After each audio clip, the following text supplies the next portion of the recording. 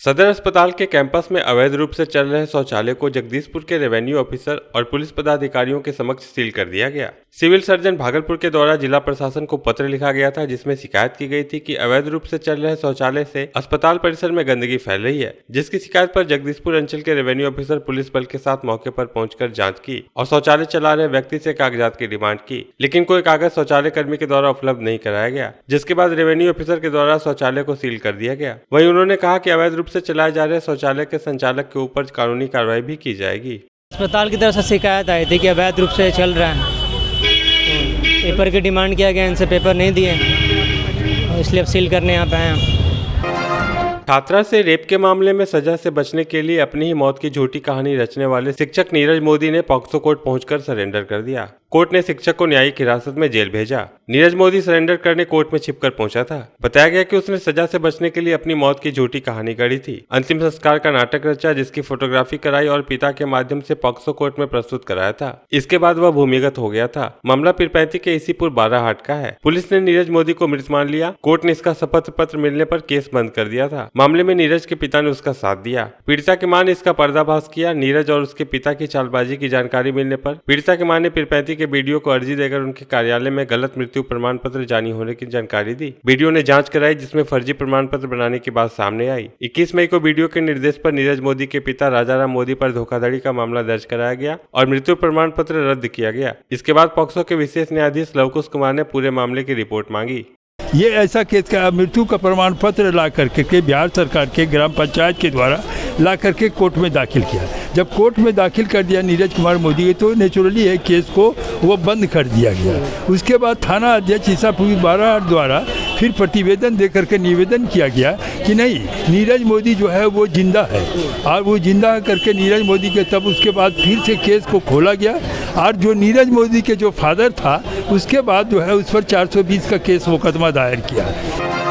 पूर्वी क्षेत्र के पुलिस उप महानिरीक्षक विवेकानंद ने पुलिस मुख्यालय के आदेश पर सब इंस्पेक्टर की परीक्षा में पास हुए अभ्यर्थियों को नियुक्ति पत्र दिया। आज 113 उत्तीर्ण लोगों को नियुक्ति पत्र दिया गया, जिनमें 67 पुरुष और 46 महिलाओं को नियुक्ति पत्र निर्गत किया गया। नियुक्ति पत्र प्राप्त किए सब इंस्पेक्टर अब प्रक्षेत्र के विभिन्न जिलों में अपना योगदान देंगे, जिसके बाद उनकी नियुक्ति थाने में की जाएगी। इसके बाद वे अपनी सेवा शुरू करेंगे। नियुक्ति पत्र पाकर सभी सब इंस्पेक्टर काफी खुश नजर आ रहे थे। पुलिस मुख्यालय के आदेश के आलोक में जो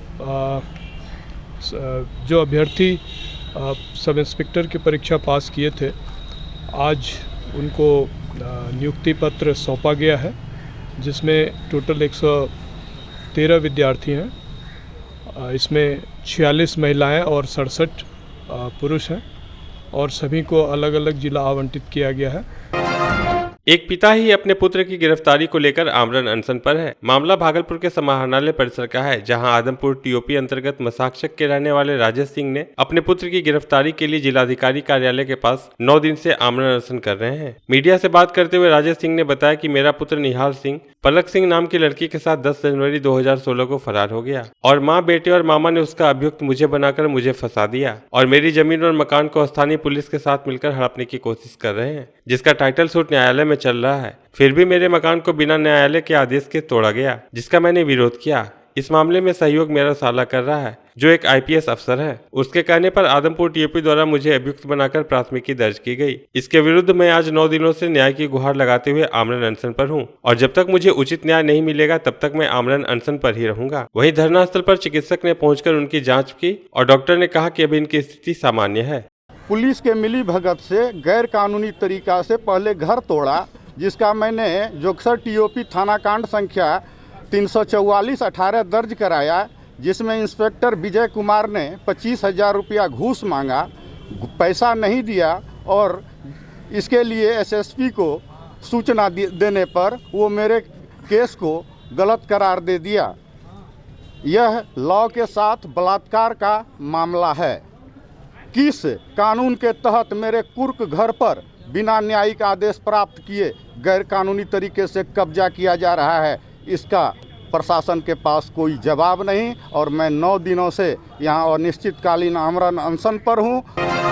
आम जनता पार्टी राष्ट्रीय द्वारा नगर निकाय चुनाव में अति पिछड़ा वर्ग को पुनः 20% सीट आरक्षित कर चुनाव कराने की मांग को लेकर भागलपुर जिला मुख्यालय पर एक दिवसीय धरना का आयोजन किया गया। धरना में आए लोगों को संबोधित करते हुए बिहार प्रदेश महासचिव अलका वर्मा ने कहा कि आज जिस प्रकार से नगर निकाय चुनाव में अति पिछड़ा वर्ग को दिए गए 20% आरक्षण को छीन लिया गया है, उससे अति पिछड़ा समाज में काफी आक्रोश है। उन्होंने बिहार सरकार से कानूनी प्रक्रिया पूरा कर जल्द से जल्द नगर निकाय चुनाव कराने की मांग की है। ये अति पिछड़ों के लिए हमेशा आंदोलन करते रही है और उनको सम्मान दिलाएगी।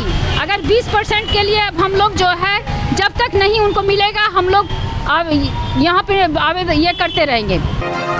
नवगछिया एसपी सुशांत कुमार सरोज ने पुलिस कार्यालय में एक प्रेस वार्ता आयोजित कर कहा कि दीपावली और छठ पर्व को लेकर पुलिस मुस्तैद है। दीपावली में बाजारों में जाम न लगे, पटाखा अवैध रूप से संग्रहित न हो, हर जगह पुलिस की मौजूदगी हो, इसको लेकर खास व्यवस्था की गई है। एसपी ने कहा कि थाना अध्यक्षों को विभिन्न छठ घाटों का निरीक्षण करने का निर्देश दिया गया है। लोगों से भी अपील है कि वे छठ घाटों पर विशेष सावधानी बरतें। दीपावली और छठ को लेकर काफ़ी गाइडलाइन मिला है हमें, तो हम लोग सारे पत्रों का भी पढ़ करके आपस में चर्चा किया ताकि हमारे सभी थाना प्रभारी अपडेट हो जाएं, सेंसिटाइज हो जाएं और जितनी तैयारियां अपेक्षित है पुलिस साइड से हम लोग करेंगे।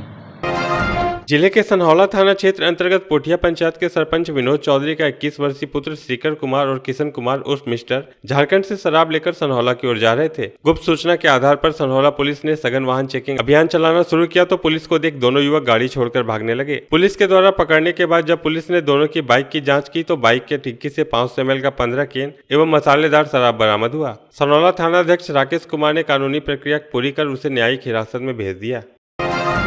कहते हैं मानव शरीर में आंख की एक अहम भूमिका होती है, जिसके बिना हमारा जीवन अधूरा है। हम आंखों से ही सारी सृष्टि देख पाते हैं और महसूस करते हैं। इसकी सुरक्षा करना हमारा कर्तव्य है। आंखों की सुरक्षा को लेकर मेडिकल कॉलेज के छात्र छात्राओं ने world site day love you I day के अवसर पर जागरूकता रैली निकाली। इस जागरूकता रैली में आम जनों की आंखों की सुरक्षा और उसके महत्व के बारे में जानकारी दी गई। इस संबंध में चिकित्सकों ने बताया कि आंखें हमारे जीवन का सबसे महत्वपूर्ण अंग है। इसके बिना हमारा जीवन अधूरा है। आंखों की सुरक्षा करना और इसे स्वस्थ रखना हमारी जिम्मेवारी है। चूँकि लोगों को लगता है कि मरने के बाद भी हम स्वस्थ शरीर ऊपर जाए, ये एक कंसेप्ट है जो लोगों में हम भ्रांति है। एक्चुअली शरीर तो आपका यहीं रह जाएगा, लेकिन आपका शरीर का अगर किसी यूज हो जाता है किसी के लिए तो वो आपके लिए एक बहुत बड़ा वरदान होगा और आपकी एक उपलब्धि होगी जीवन में। इसलिए आप इस माया मोह से उठ करके आँख को दान करें।